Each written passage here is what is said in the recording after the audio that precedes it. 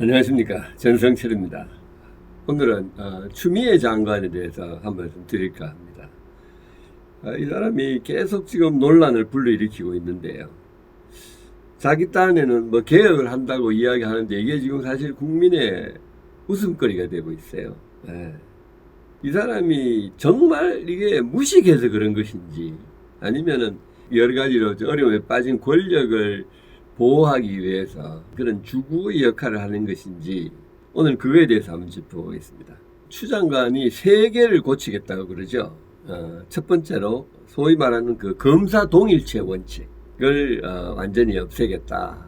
이게 이제 무슨 말인지 이제 제가 나중에 좀 다 말씀드리겠습니다만, 둘째로는 이번에 청와대 그 관련자 13명을 기소한 그 검찰의 공소장을 계속 해온 10여 년 동안 14, 15년 정말 지속되어 온 관행인데 그거를 공개하기를 거부했어요.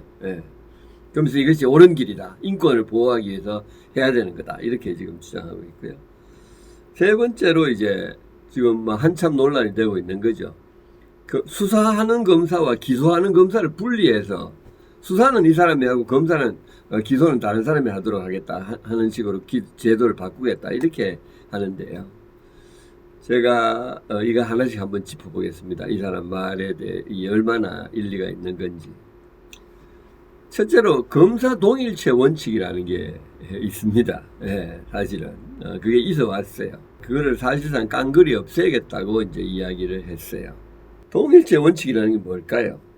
그건 한마디로 말해서 모든 프로페셔널 조직에는 공통적으로 적용되는 겁니다. 프로페셔널 조직이라는 게 뭡니까? 한마디로 초보자하고 고수 간에 엄청난 격차가 있는 것을, 그거를 프로페셔널 조직이라고 그러죠. 그죠? 의사 한번 생각해 보세요. 종합병원에 처음에 인턴 레지던트하고 거기 수십 년, 20, 30년 근무했는 그 전문의하고의 그 격차라는 것은 상상도 할 수 없이 크잖아요. 그죠? 병원이 굴러가려면 동일체 원칙이라는 게 필요해요. 왜?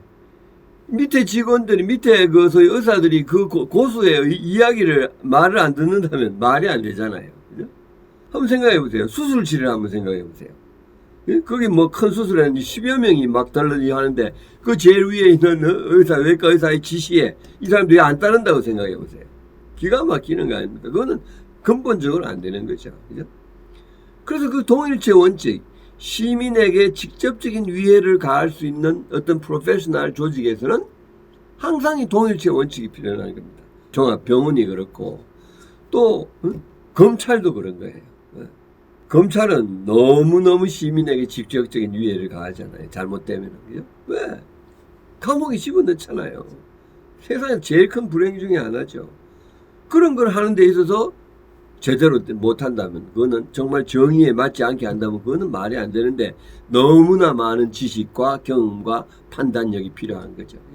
헌법, 형법, 형사소송법, 뭐 증거지체법, 뭐 온갖 법들을 제대로 해가지고 정의에 맞게 해야 되는 그 모든 거를 종합해서 사실에 적용해가지고 어떤 지혜로운 판단을 내리도록 하자는 것이 그게 검찰의 사명이지 않습니까? 그죠? 그러니까 거기도 너무너무 큰 윗사람, 그 시니어, 경험이 많은 그런 사람들의 명령이 꼭 필요한 거예요. 그죠? 군대는 마찬가지잖아요. 육군 대위가 대령 말 안 듣고 까분다면 어떻게 되겠습니까? 그죠?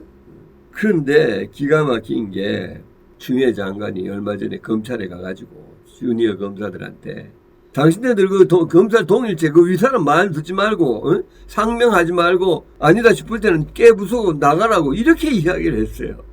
그럼 생각해 보세요. 보건복지부 장관이 국립종합병원에 가가지고 레지던트들 보고 이제 그 외과 전문의 과장이 수술할 때 지시하는 거 듣지 마라 한다면 그거는 미친 짓 아니겠습니까?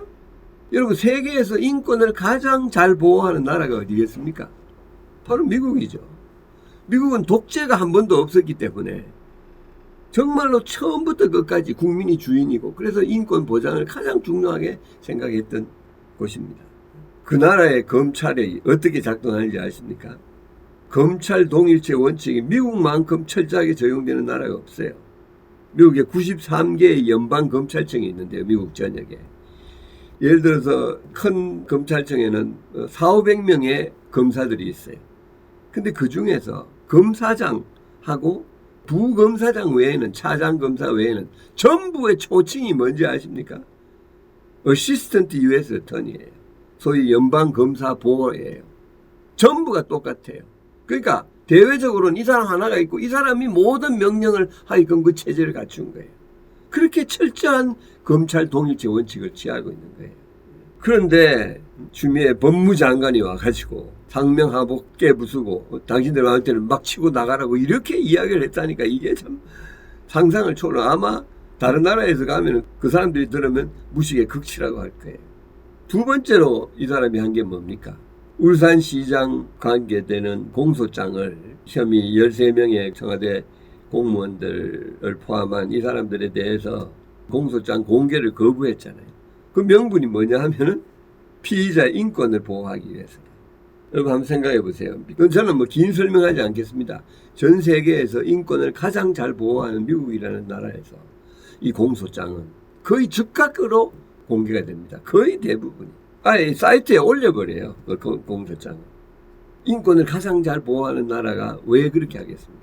미국의 법 정신의 가장 기본은 뭐냐 하면은 정의라는 것은 항상 총체적인 진실을 바탕으로 할 때 실현될 수 있다는 믿음을 가지고 있어요, 이 나라가. 그래서 은폐 이런 거는 숨기고 하는 거는 가장 나쁜 거다, 정의에 있어서. 그런데 이 공소장을 공개하는 이유는 그것이야말로 총체적인 진실을 얻도록 하는데 가장 효과적인 수단이라고 생각하기 때문에. 그런데 추미애 장관이 청와대 자기 편 사람들이 기소되니까 그 노무현 대통령이 시작한 공소장 공개 그 원칙을 아직도 공개 안 하고 있어요. 그러면서 인권을 보호한다. 그 다음에 이 사람이 추미애 장관이 지금 하고 있는 게 수사검사와 기소검사를 분리하겠다는 겁니다.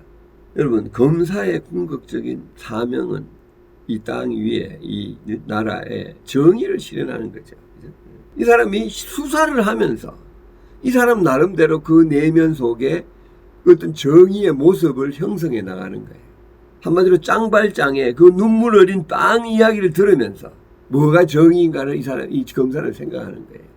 그래서 거기에 맞는 기소를 하는 거예요. 예. 그러니까 수사와 기소를 분리하는 건 말도 안 되는 거죠. 왜? 수사는 이 사람이 했는데 기소는 딴 사람이 오면 기록만 있잖아요. 종이에 있는 기록.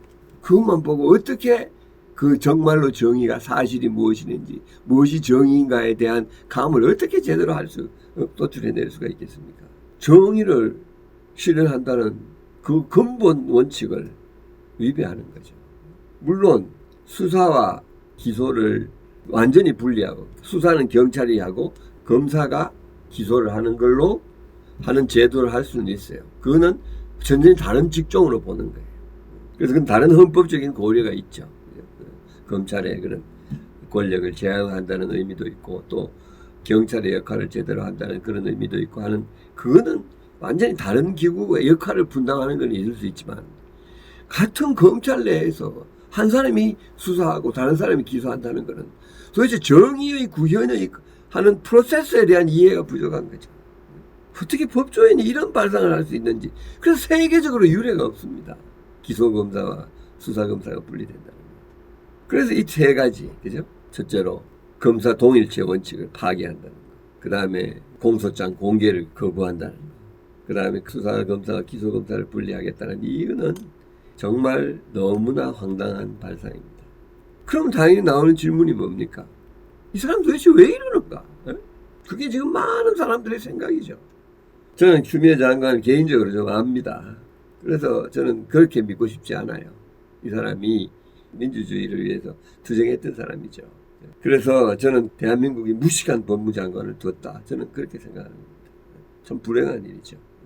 그런 무식한 사람을 법무장관이 임명한 대통령도 문제가 있고, 하여튼 무식한 법무장관의 대가를 우리가 지금 치르고 있다. 이렇게 생각합니다. 감사합니다.